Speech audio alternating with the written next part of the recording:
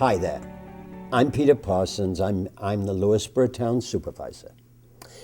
And I'd like to give you my second quarterly update, the update on the spring. I hope your summer, first of all, is going well.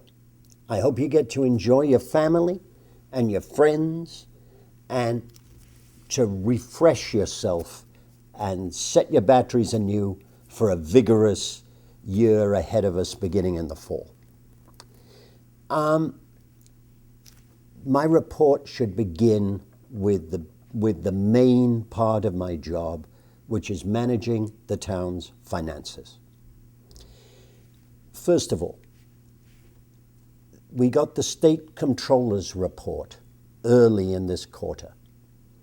The bad part of it was that it was antagonistic in tone of voice and took the town to task in its rhetoric.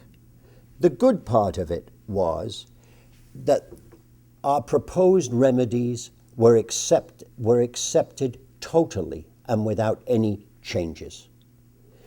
Secondly, it gave the town an opportunity to create greater continuity in our financial management, an opportunity we've taken.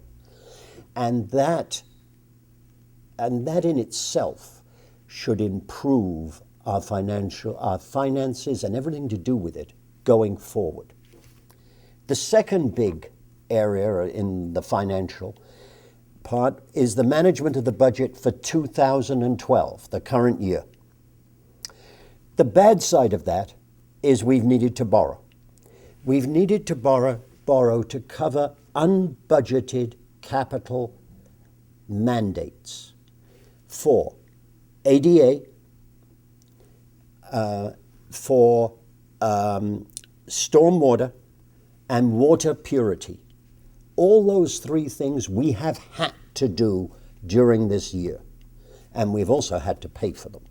So we've borrowed to do it. The good part of 2012 is that on the everyday expenses of the town, we're within our budget and managing things in an efficient way. Third part of finance is the beginning of 2013. The budget process is underway for next year. The bad part, previously negotiated pay increases, health care and pensions already ensure that at the current level of service, we are going to meet the 2% cap. If you add on top of that the interest expense from this year's borrowing, plus the fact that we can no longer draw down on the monies the town received for the sale of the Leon Levy houses, which has helped us sustain the budget over the last 3 or 4 years, ensures that we're pretty well going to have to break the 2% cap in 2013.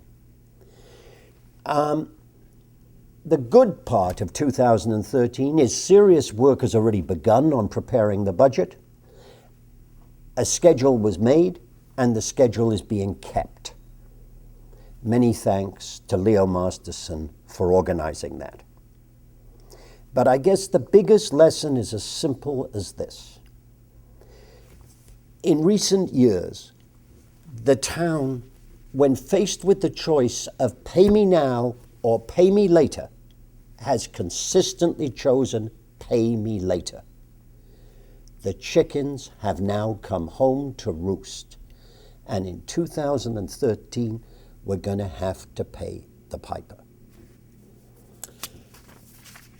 On to more pleasant things. What has your government achieved during the last 3 months? A few things. First of all, the library, which many of you know is dear to my heart, has successfully seems to be moving through ACARC and the ZBA with success and is going back to the planning board in September. That's good. Second thing, this building, which I'm in now, is the new Justice Court. in Cross River, together with the court clerks, together with the judges' offices, together with the building department, together with the planning board, we're together with ACARC, together with the assessor, together with housing, together with ZBA. All of it is right here. The offices work.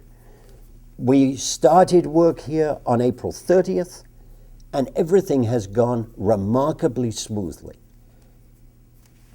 This and many thanks are due to Joel, who organized the whole of this move and minimized the inconveniences involved.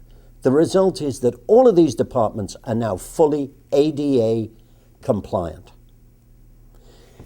While we're on ADA, let's go to Honor True, which is empty, but also a hive of activity. You may remember that when Sue Kelly was our congresswoman about 5-6 years ago, she got us a grant of $148,000 to spend on making Honor True ADA compliant, in particular putting in an elevator. It has been a race this year to spend that money by mid-September, so that we could actually get it. Because if we'd been later than mid-September, the money would have disappeared on us. The good news is the grant has been fully spent. Obviously, we've appointed a contractor, Tory, who is doing the work. They have already strengthened the floors at Honor True, which were in bad danger of collapse, and steel beams have been inserted. The elevator has been paid for and is just about to be installed. That's real progress. Next item. Parks and Rec has long had a problem that although we've had rules, there's been no official ordinance to support those rules. The result is that if a group of 25 people from some other town show up and just play an ad hoc soccer game on one of our fields, there has effectively been no way to stop it.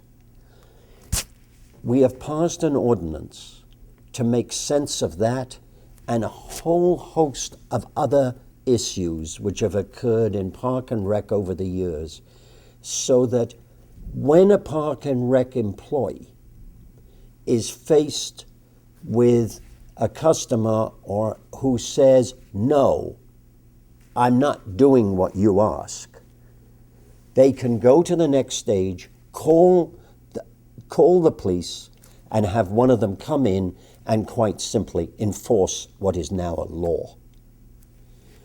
The other thing we've done in that kind of area affects the preserves.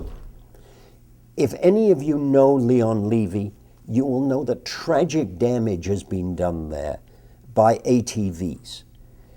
There are trails which are almost impossible on foot, simply because of what ATVs have done to them. There are wetlands that have been turned into mud holes by ATVs. Again, while there were signs saying you couldn't do this, our ability to enforce those rules was essentially zero. And we have now passed a town ordinance which allows the police to enforce the no ATV rule. So please, if you are aware that there is an ATV in any town preserve, please tell the police and they will go in and stop it and arrest the individual involved. When I ran, I promised Hamlet meetings. We've held a Hamlet meeting very successfully in Golden's Bridge, particularly useful to me because I'm from Vista, and I will confess I do not know Golden's Bridge as well as I know Vista. So that was very helpful. I'm planning another one in this 3-month period in Cross River.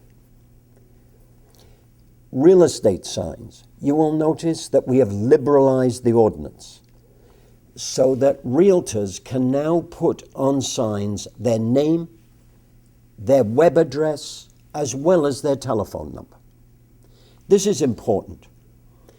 About 25% of the town's revenue comes from the mortgage transfer tax. That has diminished hugely during the current real estate crisis. We're in competition with all the towns around us to sell houses. If bringing our sign up to a competitive level with North Salem, Pound Ridge, Bedford, helps our realtors sell your houses as easily as they can sell a house in North Salem or Pound Ridge.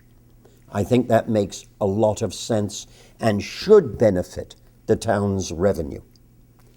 Next thing, the highway department cleared out its garages, its sheds, and held a very successful auction online, got rid of that stuff, and has in fact exceeded the income which we'd anticipated.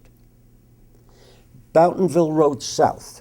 The people on this road were suffering badly from county traffic going through in order to reach the Ward Pound Ridge Reservation, because the county road is a disaster.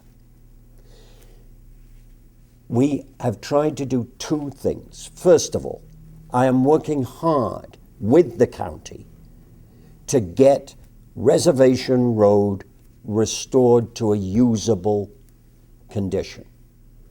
Second,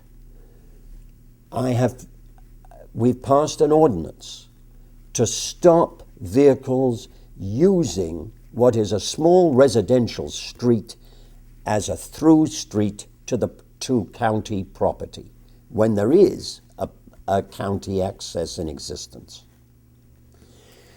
Next item. East of Hudson Watershed Corporation. This sounds boring, and it may be, but we are under a mandate to greatly reduce phosphorus use or phosphorus emissions in the Hudson watershed. In order to do this efficiently, we have got together with 16 other towns. We have signed the agreement establishing a corporation which will allow us to reduce phosphorus far more efficiently than we could otherwise. Next, vacuum trucks are really important to the town's drainage. We had a truck with an excellent engine, but a decomposed body to the point where it didn't work. Pound Ridge had a truck with a beaten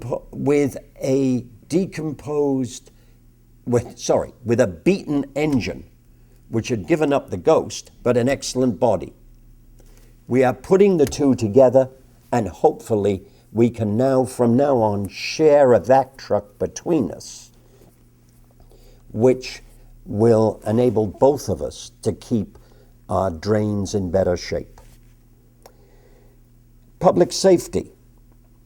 We've made a step towards improving it in town. We've appointed 2 new full-time police officers, one of them on patrol. That's important because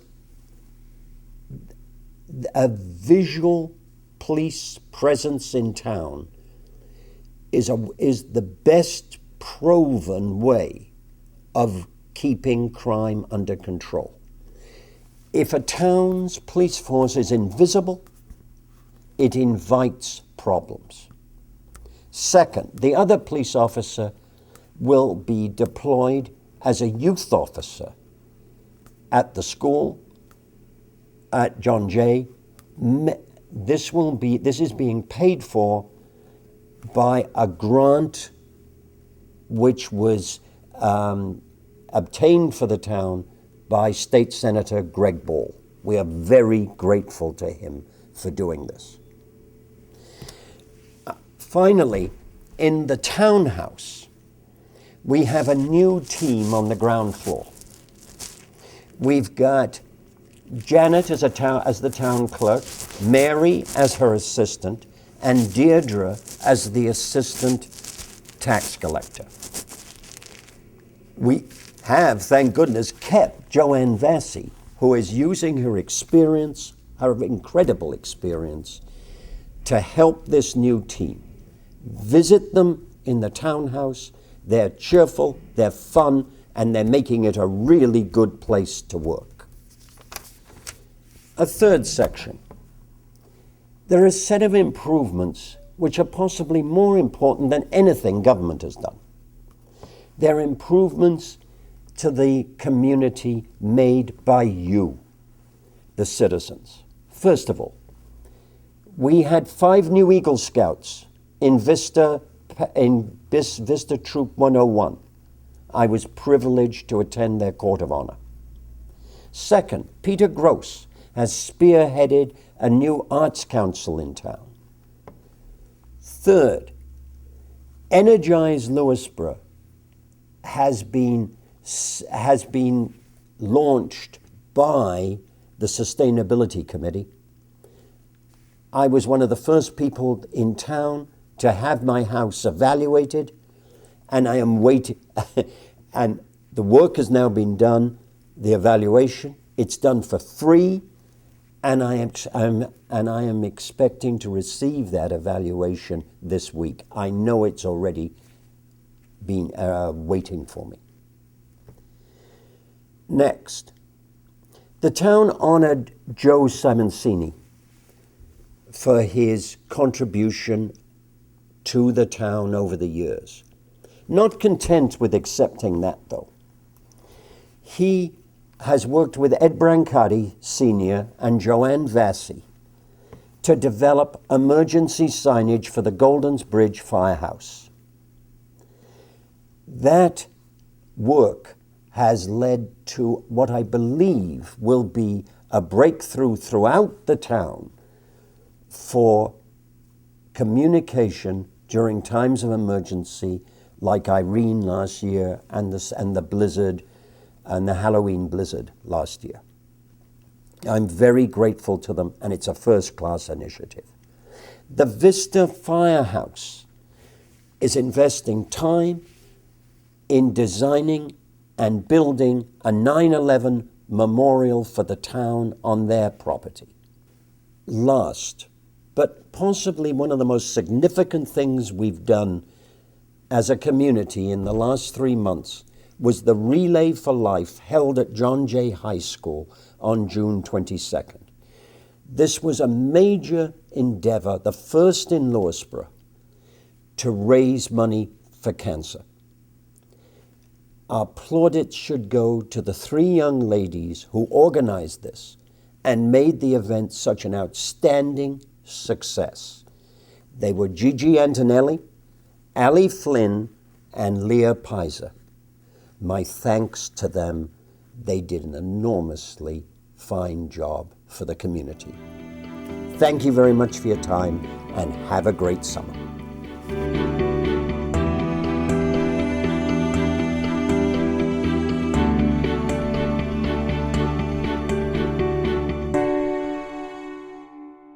You're watching Lewisboro Community Television, Channel 20.